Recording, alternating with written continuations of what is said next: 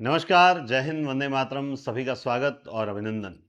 देखिए, एक सूचना जो पिछले 24 घंटों से चल रही है, स्कूल व्याख्याता फर्स्ट ग्रेड राजस्थान में 32,000 पदों की स्वीकृति के प्रस्ताव को लेकर चल रहे हैं। उस पर बड़े-बड़े टीचर जो हैं वो वीडियोस बना रहे हैं। बच्चे नीचे कमेंट्स कर रहे हैं, फिर वो स्क्रीनशॉट हमें भेज रहे हैं कि सर क्या ये सत्य बात है क्या या नहीं है। इस तरह की सूचनाओं को लेकर देखो, एक चीज मैं हमेशा बोलता हूं कि जब भी किसी वैकेंसी का नोटिफिकेशन आता है, उसमें क्या योग्यता है क्या नहीं है, कौन उसमें फॉर्म अप्लाई कर सकता, उस नोटिफिकेशन में सब कुछ लिखा होता है। लेकिन बच्चे कभी पढ़ने की मतलब यूं कष्ट ही नहीं करते पढ़ने का कि भाई हम खुद थोड़ा सा इसको अच्छे से पढ़ें। पूरा मत पढ़ो, उसके अंदर थोड़ा सा बिंदु तो आपको पढ़ने चाहिए ना। लेकिन हम ऐसा नहीं करते हैं। हम इतने डिपेंडेंट हो गए हैं कि हमें जो बताया जाएगा हम पूरा कंप्लीट वही मानेंगे। तो ऐसे में ये होता है कि कई बार जो हम लोग पढ़ते हैं इसमें कोई संदेह नहीं, तो हम सोचते हैं कि चलो इसका स्पष्टीकरण कर देते हैं, इसका क्लेरिफिकेशन देते हैं बच्चों को। बहुत सी चीजें हैं जो आपको जानने लगे। ये सत्य बात है कि स्कूल व्याख्याता के जो अभी पीछे स्कूलें जो कर्मोन्नत हुई थी, जो भी स्कूल्स कर्मोन्नत हुई थी, सीनियर सेकेंडरी बनी थी, तो उन स्कूलों में आज भी व्याख्याताओं की कमी है। और पिछले सत्र में पढ़ाई भी प्रभावित हुई है, इसमें कोई संदेह नहीं है। तो ऐसे में 32,000 पदों को मतलब जो भी कमेटी बनाई होगी, उन्होंने रिपोर्ट दी होगी भाई हमें 32,000 पद चाहिए। उन 32,000 पदों को लेकर उन्होंने वित्त विभाग को भेज दिया कि भाई हमें 32,000 पदों की स्वीकृति दे दीजिए। अब कई चरणों तो यूं कर दिया, 32,000 पदों पर स्कूल व्याख्याता की भर्ती। बिल्कुल नहीं है, गलत है, गलत सूचना। इस पे दो तीन चीजें जानते हैं। हाँ, जब भी ये आएगी भर्ती, तो ये इस सरकार की सबसे बड़ी भर्ती, स्कूल व्याख्याता की सबसे बड़ी भर्ती में शामिल होगी। अब क्या ये रीट जैसी बड़ी भर्ती साबित हो सकती है? नहीं। लेकिन इस सरकार की स्कूल व्याख्याता की बड़ी भर्ती आएगी, उसको हम समझते हैं। सबसे पहले आप ये नोटिफिकेशन देखिए, वित्त विभाग को प्रस्ताव भेजा है और प्रदेश के क्रमोन्नत स्कूलों में पिछले सालों में करीब 32,000 व्याख्याताओं पदों की स्वीकृति के लिए वित्त विभाग में प्रस्ताव भिजवाया हुआ है। वहां से स्वीकृति मिलने पर, अब यहां पॉइंट देखिए आप, वहां से स्वीकृति मिलने पर पदों को सृजित करेंगे। यानी अभी तक ये पद सृजित नहीं है, ये तो स्वीकृति के लिए भेजे। अब मुझे एक चीज बताओ, अगर मान लो वित्त विभाग ने यह बोल दिया, ठीक है, अब देखो सरकार का कोऑर्डिनेशन है, नहीं बोले बोले वो आगे की बातें हैं। मान लो वित्त विभाग ने कहा कि साहब हम तो जो हैं वो 20,000 पदों पर स्वीकृति देंगे, 32,000 पदों के लिए हमारे पास बजट नहीं है, हम नहीं देंगे। तो इसका मतलब वो 32,000 की जगह कितने पद हो गए? 20। अब चलो 20,000 पे स्वीकृति मिल गई, तो क्या 20,000 के 20,000 पदों पर वैकेंसी आएगी? असंभव, नहीं आ सकती। आप जानते हैं आधे पदों पर कुछ पद डीपीसी से नहीं भरे जाएंगे हैं, कुछ पद जो हैं वो न्यू वैकेंसी से नहीं भरे जाएंगे, क्या भरे जाएंगे? तो आधे करोगे तो कितने आए? 10,000। 10,000। तो एक तरह से यह माना जा सकता है कि 10,000 पद पर भी, लेकिन मैं क्यों मानूं कि 20,000 पदों को स्वीकृति मिलेगी? मैं तो यही मानूंगा ना कि भाई ईश्वर करे कि 32,000 पदों पर स्वीकृति मिले, ताकि हमारे वैकेंट पद जो रहे, अगर 16,000 डीपीसी में जाए तो 16,000 पद जो हैं वो हमारे लिए बचे। और हम आगे जो हमारे जो कुछ स्कूल व्याख्याता का सपना पाले हुए बच्चे हैं, जिन्होंने पिछली बार भी बहुत मेहनत की, किसी कारणवश चूक गए हैं, तो उनको एक सुनहरा मौका और मिले। तो मैं तो आप लोगों के समर्थन में, आप लोगों के पक्ष में जो चीज होगी उसी को लेकर मैं प्रार्थना करूंगा। तो इसलिए यह जरूर कहा जा सकता है कि अब तक जो ये पीछे चल रहा था कि भाई 1,500 पदों पर अगली वैकेंसी आ सकती है, फिर उन्होंने वो ऐसा कैंसिल करके 1,500 पद इस वैकेंसी में अभी जो लेटेस्ट में पेपर हुआ है उसमें बढ़ा दिए हैं। तो यह था कि अब आगे आएगी या नहीं आएगी, सर अब स्कूल व्याख्याता हम क्या बन पाएंगे, नहीं बन पाएंगे, मौका मिलेगा नहीं मिलेगा? बिल्कुल मिलेगा, 100% मिलेगा।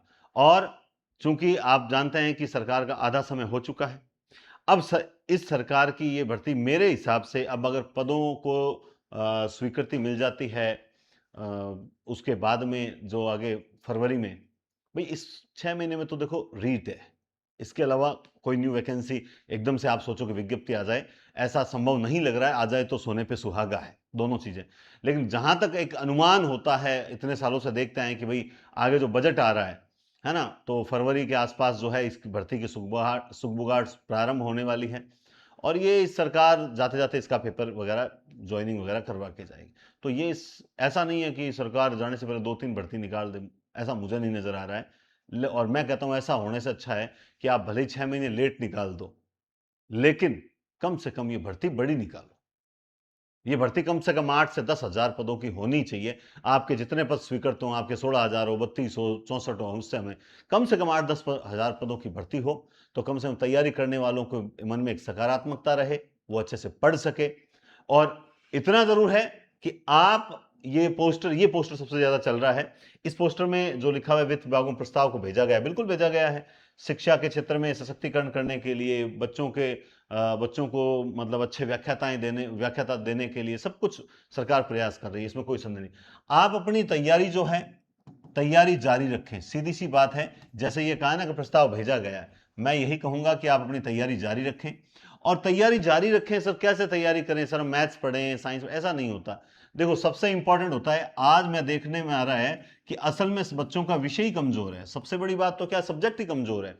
अगर मान लो आपका सब्जेक्ट 130 प्लस का है, तब तो आप सोचो कि सर अब हमारे तो सब्जेक्ट तो तैयार है, अब जीके क्या करें, कोर्स चेंज तो नहीं होगा। ये कुछ नहीं कहा जा सकता, आगे सिलेबस भी हो सकता है कि फेरबदल कर दे, ये तो उस समय की बातें हैं, अभी कुछ नहीं कहा जा सकता। आप अपना सब्जेक्ट मजबूत करो। सब्जेक्ट में आपका जो भी, आप जिस भी सब्जेक्ट से हो, चाहे हिस्ट्री से हो, पॉलिटी से हो, ज्योग्राफी से हो, हिंदी से हो, आप अपना सब्जेक्ट मजबूत करो। जितना आप सब्जेक्ट मजबूत करोगे उतना ज्यादा आपको फायदा होगा। ताकि सब्जेक्ट मजबूत रहे तो विज्ञप्ति आने के बाद हम पूरा का पूरा फोकस जीके पे करें, और साथ में मूल्यांकन भी करें। मूल्यांकन बहुत जरूरी होता है। तो तैयारी अपनी जारी रखो। इसके अलावा आपसे क्या कहें, क्योंकि देखो फिर हम, जैसे मान लो सर यही कमेंट्स आ रहे हैं कि सर भर्ती आती या नहीं आती। हम निश्चित रूप से जुलाई में offline and online foundation batch start करने वाले थे, करेंगे, इसमें कोई संदेह नहीं है। जो एक लंबी तैयारी को साथ लेकर चले, जो 130 प्लस वाले बच्चे तैयार कर सके। पीछे भी हमारे लगभग 9वीं रैंक फर्स्ट ग्रेड में लगभग 26 सिलेक्शन जो हैं, 25 प्लस सिलेक्शन हमने स्कूल व्याख्याता में दिए हैं। और इस वैकेंसी में भी हम उम्मीद है कि टॉप 10 में भी हमारा एक स्टूडेंट जरूर शामिल हो पाएगा, क्योंकि अच्छा स्कोर बन रहा है। और भी कई बच्चों के सिलेक्शन हो रहे हैं, धीरे धीरे वो भी पता लगेगा। तो हमने अपना रिजल्ट दिया है, लेकिन आगे आने वाले समय में निश्चित रूप से एक फाउंडेशन बैच स्टार्ट करेंगे, जो सब्जेक्ट को मजबूत करने के लिए स्पेशल रूप से चलाया जाएगा। एक ऐसा बैच जिसमें आपको किताबें भी मिले, जिसमें आपको क्लासेस भी मिले, जिसमें आपको टेस्ट सीरीज भी मिले, जिसमें आपको तीनों चारों वैकेंसी नहीं, पूरे भारत में हिंदी से संबंधित कहीं कोई एग्जाम होने वाला हो, चाहे वो फर्स्ट ग्रेड का हो, चाहे सेकंड ग्रेड का हो, चाहे रीट का हो, चाहे नेट का हो, चाहे सेट का हो, या फिर असिस्टेंट प्रोफेसर का हो, किसी भी एग्जाम का बैच हो, 100% वो हमारे लिए काम करिए। आराम से चलेगा, इसकी कोई ऐसा नहीं होगा कि सर 3 महीने में सिलेबस नहीं। इसमें अपने दो दो पार्ट साथ में लेके चलेंगे, पहले ये 2 पार्ट, फिर ये 2 पार्ट, फिर ये 2 पार्ट। या फिर इसमें वीकली हम ऐसा सेट करेंगे कि भाई इन 2 बार को साहित्य होगा, इन 2 बार को व्याकरण, इन 2 बार को काव्य। इस तरह से हम चलेंगे, ताकि बेस मजबूत करेंगे। हमारी तैयारी का उद्देश्य होगा इस बैच में कि जैसे हम इस तरह, जैसे आज ये पढ़ लिया, कल ये पढ़ लिया, परसों ये पढ़ लिया, आज ये पढ़ लिया, ऐसा नहीं। हम इसको यूं चलेंगे, इस तरह से कवर करते चलेंगे, जिससे हमारा साहित्य शानदार तरीके से मजबूत हो। ऐसा नहीं कि मतलब तुक्के मार के तैयारी करें। तो एक बहुत अच्छा बैच बहुत जल्द स्टार्ट भी किया जाएगा, जो स्पेशल सब्जेक्ट के लिए होगा, शिक्षक भर्ती हेतु समर्पित बैच होगा। लेकिन उससे पहले यही कहूंगा कि इस तरह की आपकी 32,000 पदों पर भर्ती आ रही है, ऐसी अफवाहों से दूर रहें। कोई 32,000 पर भर्ती नहीं आ रही है, बल्कि पद जितने स्वीकृत होंगे उनको मंजूरी मिलेगी, उसमें से भी आपके 50% पद अपने हिस्से में आते हैं। तो इंतजार कीजिए कितने पदों पर स्वीकृति मिलती है। जब स्वीकृति मिलेगी तो हम आपको बताने के लिए फिर से जरूर आएंगे। ठीक है, तो बहुत बहुत शुभकामनाएं और शुभ दिन। मस्त रहो, खुश रखो। फिलहाल सेकंड ग्रेड का एग्जाम जो है वो बढ़िया तरीके से दो, उसमें बहुत अच्छी मेहनत करनी है। ईश्वर करे कि आपको आगे फर्स्ट ग्रेड की ही तैयारी करनी पड़े, आप सेकंड ग्रेड में वापस तैयारी के लिए न जाओ। बहुत बहुत धन्यवाद।